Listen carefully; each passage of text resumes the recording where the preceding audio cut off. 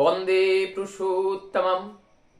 परम दयाल श्री ठाकुर हमारे जीवन के जो ज्योति हैं, जो ज्योत हैं, उस जीवन ज्योत को निखारने के लिए, उस जीवन ज्योत को जानने के लिए उन्होंने हम लोगों का अनेकों रास्ता, अनेकों साधना के मार्ग होते हुए भी सहज पंथा उन्होंने हम सबको दिए हैं। और उस सहज सरल पंथा में केवल और केवल कर्म योग की महत्ता है, जो भगवान श्री कृष्ण ने गीता में अर्जुन के साथ कर्मयोग योग की जो महत्व है सर्वश्रेष्ठ बताते हुए कहा, इसी के माध्यम से ही सब कुछ होता है। तो इस कर्म योग की महत्वता को आज वो अनुकूल रूप में आकर के भी हम सबको उस कर्म योगी बनने के लिए कह रहे हैं। जब तक हम कर्म योगी नहीं बनेंगे तब तक हम सेवा प्राण नहीं बनेंगे। जब तक हम सेवा प्राण नहीं बनेंगे तब तक हमारे हृदय में दया, करुणा, ममता, प्रेम का जागरण नहीं हो सकता है। जब हम किसी के हृदय में उनके अभाव को दूर करते हैं तो उनकी आशीष, उनके आशीर्वाद, उनका जो प्रेम हमें मिलता है, उनके हृदय में एक प्यार हमें मिलता है।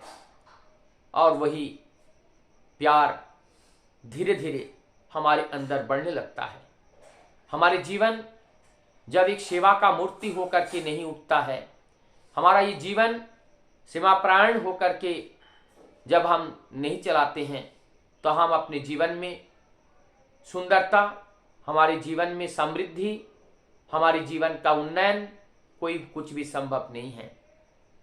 परम दयाल श्री ठाकुर जी ने इस तरह से ऋक्तिक संघ के साथ साथ एक ज्योति ऋक्तिक का भी निर्माण किए थे। और वो ज्योति ऋक्तिक का जो कर्तव्य दायित्व परम दयाल श्री ठाकुर जी ने दिए थे, उस समय अचानक ठाकुर जी ने एक दिन सुबह का समय हमारे ननी गोपाल चक्रवर्ती दा, शरद चंद्र हलदर दा और अनेकों रविंद्रनाथ दा, तो वहाँ पे 6 लोगों को ठाकुर जी ने बुलाए और उनको बुलाकर उनके इस ज्योति के बारे में ठाकुर जी बताएं कि आज से आप लोग और घर द्वार नहीं जाओगे, सबका दायित्व तो संभालोगे और ये जो मिशन है इस मिशन का पूरा करने का प्रयास करोगे, इसमें कार्य करोगे। ये जो ज्योति जीवन है ठीक एक सन्यासी जीवन है। कहीं पे जाकर के रुकना नहीं, ठहरना नहीं, दिन भर का जो खाना है उसी दिन जुगाड़ करना है, उसी दिन उसको जुगाड़ करके और उसी दिन को उसको खाना है। दूसरे दिन का जब जरूरत पड़ेगा तभी उस जरूरत को पूरा करना है।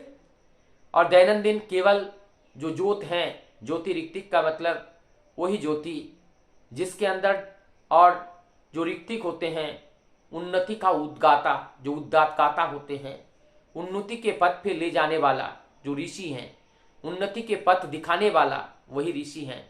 और ये जो उन्नति के पथ पे ले जाने की जो शक्ति है, वो जो ज्योत है, वो ज्योत को जलाने वाला, घर घर में उस ज्योत को जलाने वाला जो है वो ज्योति ऋक्तिक के नाम से ठाकुर जी ने एक संगठन का निर्माण किया, जिससे ये जो सत्संग, जो संगठन है, इसको और आध्यात्मिक चेतना उनको मिले।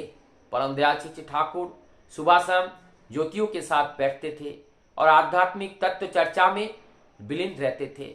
निरंतर जीवन के उद्देश्य, जीवन के परम सत्य को बताते थे और कैसे इस जीवन के सत्य को जानकर सत्य पथ पे चलते हुए सत्य की खोज करना है और सत्य की बात को प्रत्येक व्यक्ति के साथ हमें बताना है, प्रत्येक व्यक्ति के दिल, दिमाग और मस्तिष्क में भर देना है, ताकि उनका जीवन भी एक दैवीय जीवन हो, एक ईश्वरीय जीवन हो, एक आनंदमय जीवन हो, एक अनुपम जीवन हो, एक सुंदर जीवन हो, एक सुगठित, एक सुनियंत्रित जीवन हो। ऐसे जीवन की कल्पना परम दयाल करते थे और उस जीवन को देने के लिए और उस जीवन को पाने के लिए जिन लोगों ने परमपिता की इस बात को सुन करके, फिर उनके इस पुकार को पा करके, इस पुकार को सुनकर उनके पास पहुंचे थे, बिना द्विधा और बिना प्रश्न से उनका जीवन में इस तरीके का उन्नति उनके जीवन में होता हुआ देखा गया है। और फिर एक ज्योति के रूप में वो वहां उद्भासित हुए और उस ज्योति से, वो ज्योति तो आलोकित हुए ही, और उन प्रकाश से समाज को भी आलोकित किए। ऐसे ज्योतियों को मैं नमन करता हूँ, प्रणाम करता हूँ। और परम दयाल ने इस तरह से जो ऋत्विक एक संगठन का निर्माण किया, वो समाज की एक दिशा और दशा को बदलने के लिए ही उन्होंने निर्माण किए हैं। हम सबको मिलकर के परमपिता की उस उद्देश्य को कैसे हम लोग पूर्ण कर पाए, उस उद्देश्य से एकमत होकर हम लोगों को लगना है।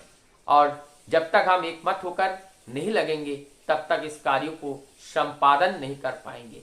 तो आइए हम परमपिता की उस वार्ता को जीवन में धारण करके, ग्रहण करके, पालन करके और लोगों के अंदर संचारित करके, जीवंत करके उनसे दोबारा जो सत्य युग का है सृजन करने का जो स्वप्न परम दयाल ने देखे थे, उनको साकार करें।